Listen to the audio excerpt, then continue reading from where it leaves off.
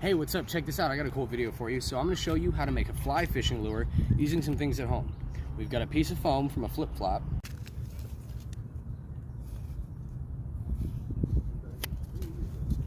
Some pet fur that I got for my dog.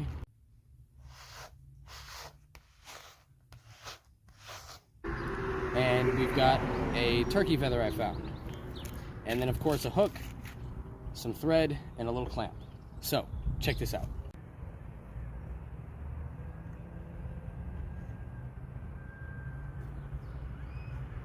Alright, so we're going to grab our thread like this and just have a little bit hanging out. And grab it and the hook like that. So that way this is just free floating. And take your thread and pull it back up towards your finger. And then lightly just wrap it around that string right there. And we're going to wrap it the entire length of the hook up and down. That way it gives us a good surface to work with. And nothing will slide on the hook while we're tying it.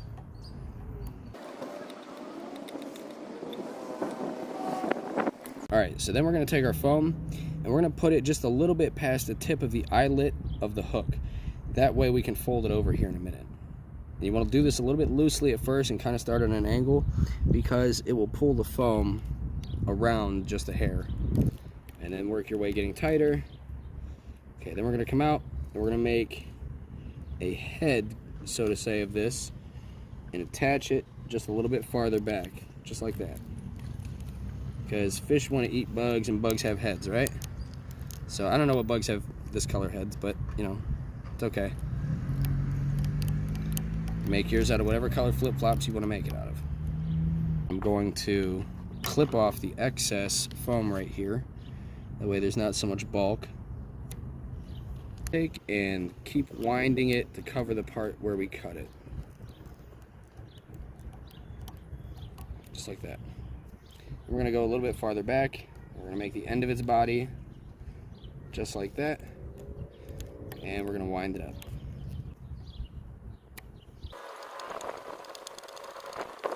Alright, so now the next thing we're going to use is some of the pet fur. That's what I'm using.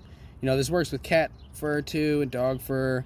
And you can even get a doll's hair to use.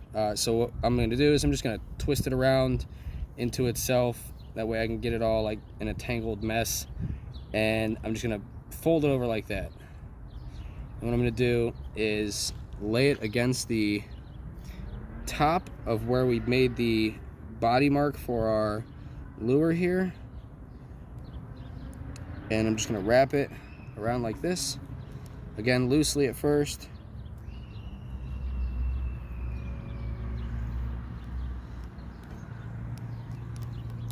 Just like that. And then work our way getting tighter. And you can really trim and model the hair and fur however you really want. But I think I wanted to have like a hairdo like that. So, and then some of the fur will come out loose. What you want to do then is at the end you want to fold the back part of the fur forwards like this.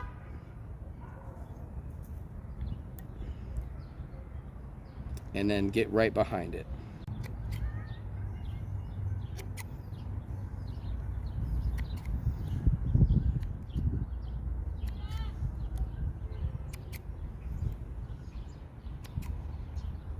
Alright, the next thing we're going to use is a piece of feather because we're going to give this thing wings too.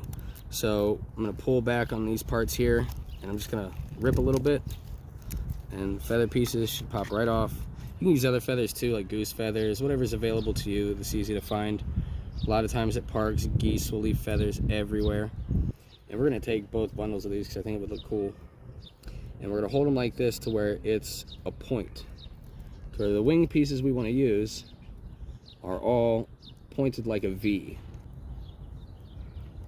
Wrap it lightly, just like before, and then really tight. And then we're going to pull them forwards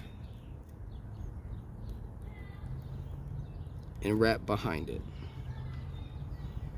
And this is also going to pull these forward some too, as you see that one did. And then we want to separate these some. So I'm going to take them one by one and pull them forwards and add a little bit of thread until they're sitting where we want them to sit.